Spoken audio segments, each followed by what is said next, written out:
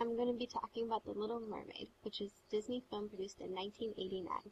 This film is based off the novel by Hans Christian Andersen and deals directly with the story of a very fiery and spirited Little Mermaid who wishes nothing more than to learn about human culture and basically become human herself. With her friends, she gets into a lot of mischief, and because she is so much like her father is actually really protective over her and wants nothing for her to do with humans. Unfortunately, she enlists in the help of the evil Ursula, and this scene right here is the scene where basically she makes her deal with the devil to get her set of legs so that way she can go up to shore and meet Prince Eric. Right here's like the rule of 3 days, where she has 3 days basically to make the prince fall in love with her. As one can see, here begins like the whole storyline for basic fairy tales. Like you have the rule of 3, true love, and then true love's first kiss is what she has to get in order to basically seal the deal and for her to stay human with Eric forever.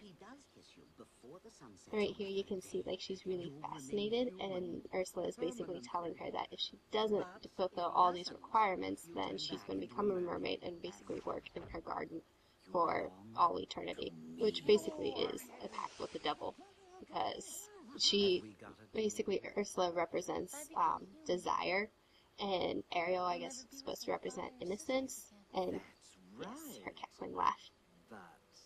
But basically Ursula is over-controlling her and trying to get her to do what she wants, so that way Ursula can, I guess, take over the mer world and take Triton's place as leader. Right here she's singing a little bit more. You can't get something for nothing, you know. But I don't have it. And asking her for the one thing that Ariel basically has, which is her voice. Now this is kind of important because that's what Eric remembers about her, Prince Eric, which is the prince that she wants to marry. And without her voice, she doesn't understand how she's going to be able to fulfill all these requirements.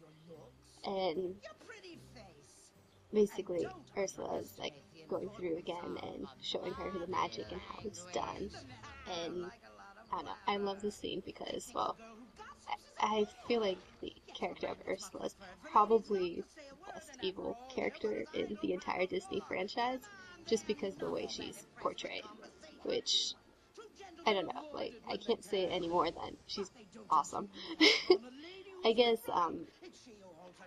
it's the whole connotation where, like, she's literally associated with the devil. Like, there's a whole lot here that you could work with and see how it's happening. And how here's the binding contract, which Ariel is kind of hesitant to sign because she realizes that what she might be entering is binding and could go drastically wrong. But then she signs it anyway, which basically it bodes bad news.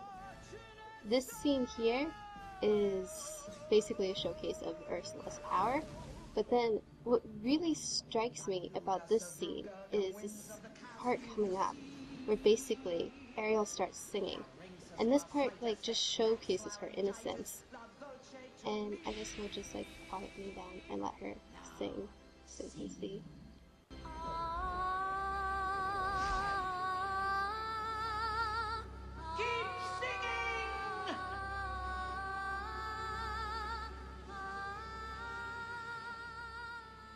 And from there, like, basically the whole scene continues where she's turned into human, she has no voice, but Ursula has, like, the one thing that Ariel, like, basically defines her.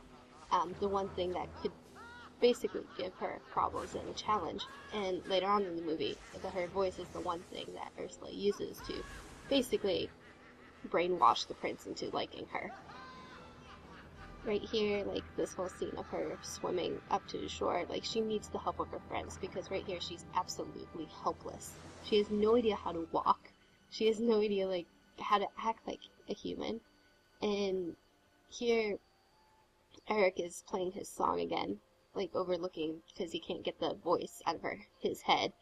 And here's Max, the big furry dog that is basically the hero in the story, in my theory.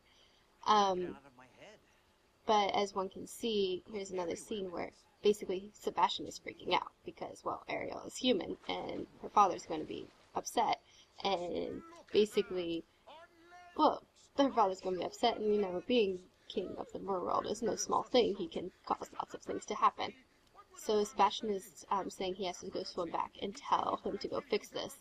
And Ariel really doesn't want this to happen because this is her one chance to figure out what human life is like. And right here is like the whole Sebastian gets a heart moment where he's like, oh, if I do this, you know, Ariel's gonna be miserable for the rest of her life, is basically what he says. And so he agrees to protect her and go on with this, because he feels like as long as he's there, then there's some amount of protection and he can have some kind of control as to what is happening. Now, this scene is really entertaining because obviously Ariel has to wear clothes since she didn't have any. And seashells are not acceptable in human life. So basically she gets clothes, and Max somehow sniffs Ariel out, and Eric is chasing Max. And then they run into her, modeling her clothes. But there comes Max, and there's going to come the notorious face-licking moment because Max realizes that, well, Ariel is the true love that Eric keeps dreaming about. There we go. And there around the corner should come Eric, and he's like, oh my, there's Ariel, which is basically the whole are you my true love moment. Like, true love at first sight is a really big story here in any Disney fairy tale, really, but I think this one especially shows it because the entire storyline is framed around the whole true love at first sight, or first sound, because really that's all Eric remembers. And Eric at first thinks that it could be her, but then she has a problem where she can't speak. And he says, oh no, you can't be the girl that I'm thinking about, because she had this amazing voice, basically. And she tries to tell him what's going on, and he feels bad, so he takes her in. I think that's what I think is a Little Mermaid, and honestly, like, this story has become a phenomenon, because it is such an interesting story, and the fairy tale itself has influenced a lot of people in the generation. Like, this final picture is a picture of the Little Mermaid statue, which was created in 1913, and I think it's outside at Copenhagen? I could be wrong. I'll look it up and write it out in the blog post. But the fact is, like, that this story about this girl who basically wanted to be human, and, like, she was so driven to be that. In the original story, like, really, she didn't really want to be human. She wanted to have a soul.